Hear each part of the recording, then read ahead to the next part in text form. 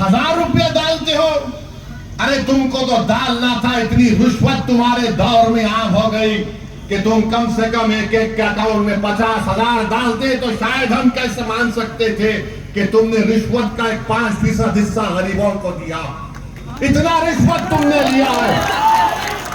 तो बहरहाल मेरे अजीज दोस्तों और बुजुर्गों, आप तमाम से अपील है कि 6 तारीख के दिन मुत्तहदा तौर पर अपने वोट का इस्तेमाल करिए। लोग आएंगे, हमको गाली देंगे, हमको इसकी कोई फिक्र नहीं है।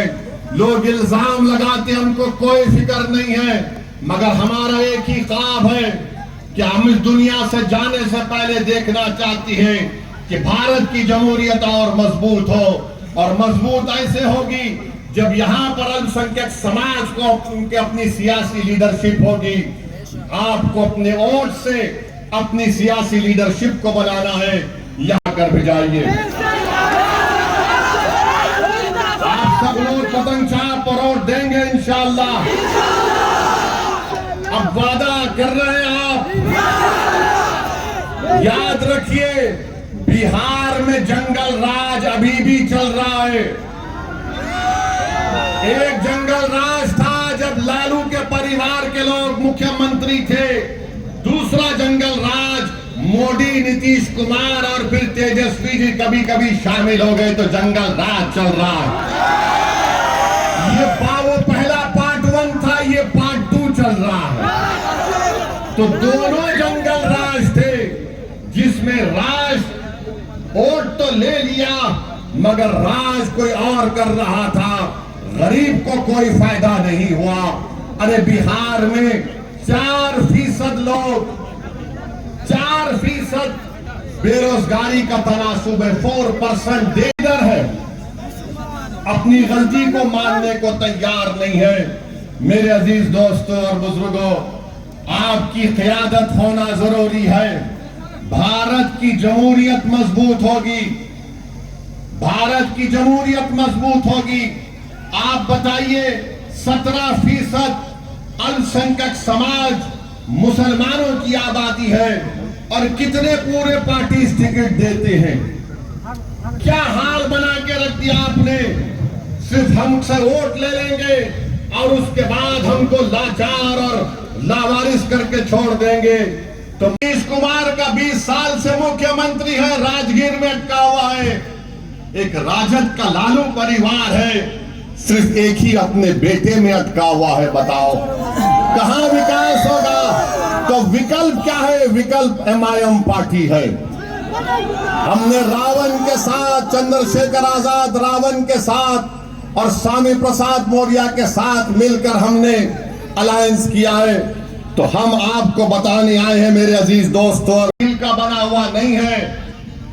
इसको सोचकर जब तुम 6 तारीख को वोट डालने जाओगे तो तुमको वोट देना पड़ेगा। ये बात बिल्कुल सच है मेरे भाई, ये बात बिल्कुल सच है कि बिहार की जनता ने नरेंद्र मोदी को 3 मर्तबा प्रधानमंत्री बनाया, मगर नरेंद्र मोदी का दिल अहमदाबाद में अटका हुआ है। ये बात बिल्कुल सही है कि 20 साल से नीतीश कुमार मुख्यमंत्री है मगर उनका दिल सिर्फ राजगीर में अटका हुआ है। ये बात बिल्कुल सच है कि तुमने 20 साल लालू परिवार को मुख्यमंत्री बनाया, फिर 25 साल में कई मर्तबा उनके बेटे उप मुख्यमंत्री बन गए।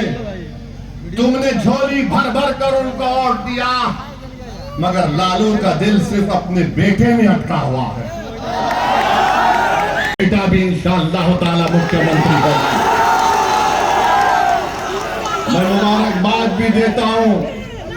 मैं मुबारकबाद भी देता हूं VIP पार्टी के उस जिम्मेदार को कि उन्होंने अपनी समाज की इत्तेहाद और उनके सियासी शऊर की बुनियाद पर पूरे एतमाद के साथ कह दिया कि हम 3% है मगर हमारा उप मुख्यमंत्री होगा।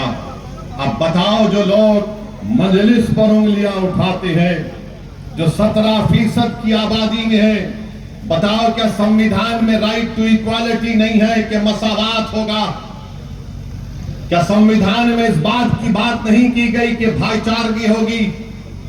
जब मसावात और इक्वालिटी और फेटर्निटी की और जस्टिस की बात होगी तो फिर क्यों नहीं हर समाज को उसका हिस्सा दिया जाता है? और फिर दूसरी तरफ भाजपा है जो खुलेआम कहती है कि हम नमक हराम है। अरे क्या तुम्हारे बाप का पैसा इस देश में कि तुम हमको नमक हराम कहते हो? देश की आजादी में तुम्हारा कोई हिस्सा नहीं था।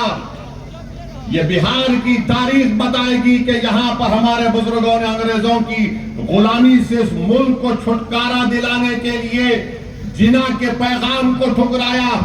उन्होंने अंग्रेजों को यहां से भगाने पर मजबूर किया और जो जंग आजादी में हिस्सा नहीं लिए वो नमक की बात कर रहे हैं। अरे यही चंपारण बिहार की सरजमीन थी जब महात्मा गांधी के साथ नमक के नाम पर एजिटेशन हो रहा था, तो जो आज हमको नमक हराम कह रहे हैं, अरे तुम नमक हलाली कर रहे थे, नहीं थे अंग्रेजों की। ये देश सबका है, वोट किसी को मिलेगा नहीं मिलेगा इसकी बुनियाद पर किसी पर उंगली नहीं उठाई जा सकती है। तरफ आप देख लीजिए, एनडीए है, बीजेपी है।